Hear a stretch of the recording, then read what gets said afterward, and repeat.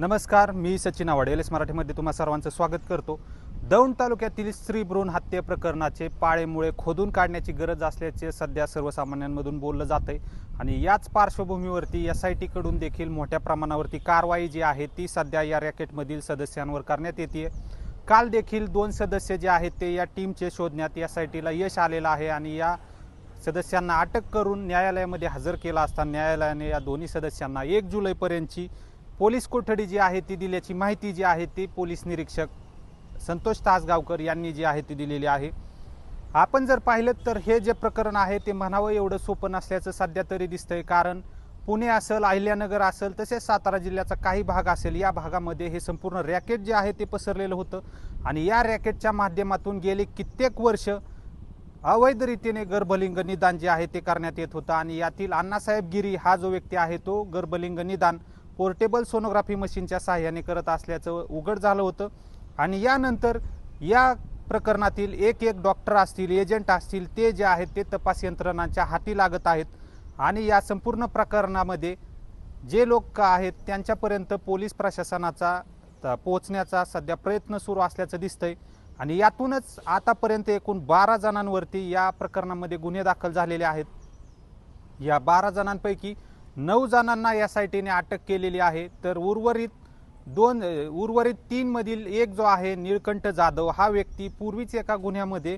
पोलिसांच्या ताब्यात आहे। त्याची कस्टडी जी आहे ती अद्यापपर्यंत यवत पोलिसांनी घेतलेली नाहीये, तर 2 डॉक्टर जे आहेत ते सध्या अद्यापही पोलिसांना मिळून आलेले नाहीत आणि पोलीस पथकांकडून या 2 डॉक्टरांचा शोध जो आहे तो सध्या घेतला जातोय।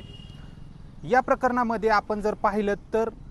डॉक्टर्स समाविष्ट आहेत, तसेच गर्भलिंग निदान करण्याची यंत्रे पुरवणारे लोक असतील, तसेच एजंटांची साखळी असेल आणि या सर्वांना मदत करणारे काही जण आहेत, अशी ही साखळी आहे। यामध्ये डॉक्टर्स तसेच काही जण जे आहेत ते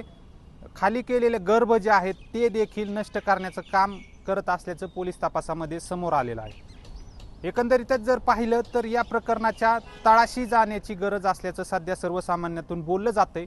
याचं कारणही तसंच आहे, कारण आपण जर पाहिलं तर हे जे संपूर्ण प्रकरण आहे यामध्ये 500 झालेत गर्भपात की 5000 झालेत याबाबतची अधिकृत आकडेवारी अद्यापही एसआयटी कडून कोणालाही देण्यात येत नाहीये। याच्यामुळे हा आकडा नेमका किती आहे याबद्दल सध्या तरी फक्त चर्चा सुरू आहेत, मात्र हा आकडा प्रचंड मोठा असल्याचं सध्या सूत्रांकडून माहिती दिली जाते। मित्रांनो, या संपूर्ण प्रकरणामध्ये फक्त डॉक्टरच दोषी आहेत का?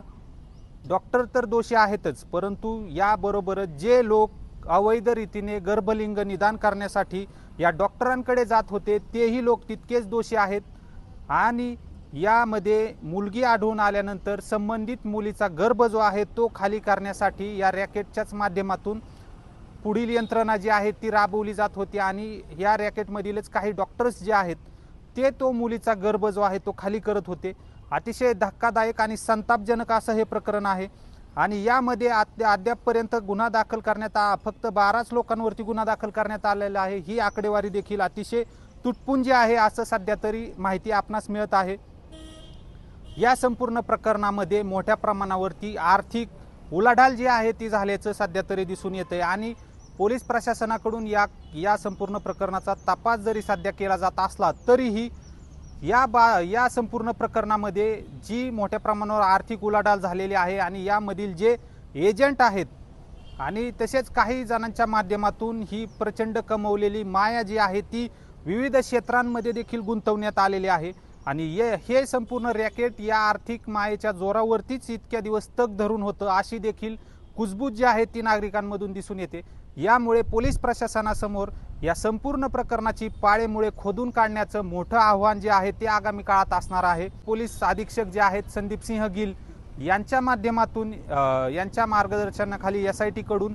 योग्य रीतीने तपास चालू असल्याचं सध्या तरी दिसतंय। मात्र या संपूर्ण प्रकरणामध्ये जे लोक समाविष्ट आहेत या शेवटच्या प्रत्येक व्यक्तीपर्यंत या प्रकरणामध्ये पोलीस प्रशासनाने पोहोचलं पाहिजे आणि जे लोक यामध्ये समाविष्ट आहेत या सर्वांवरती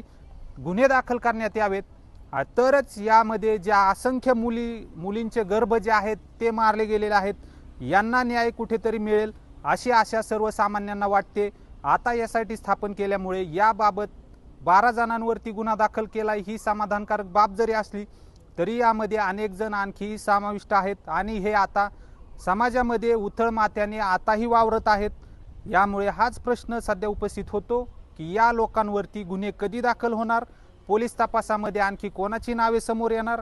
तत्पूर्वी या संपूर्ण प्रकरणामध्ये आणखी किती एजंट्स, किती डॉक्टर्स आणि यांना मदत करणारे लोक समोर येत आहेत हे पाहणं देखील महत्त्वाचं ठरणार आहे। LS मराठीसाठी रिपोर्टर सचिन आव्हाड, दौंड।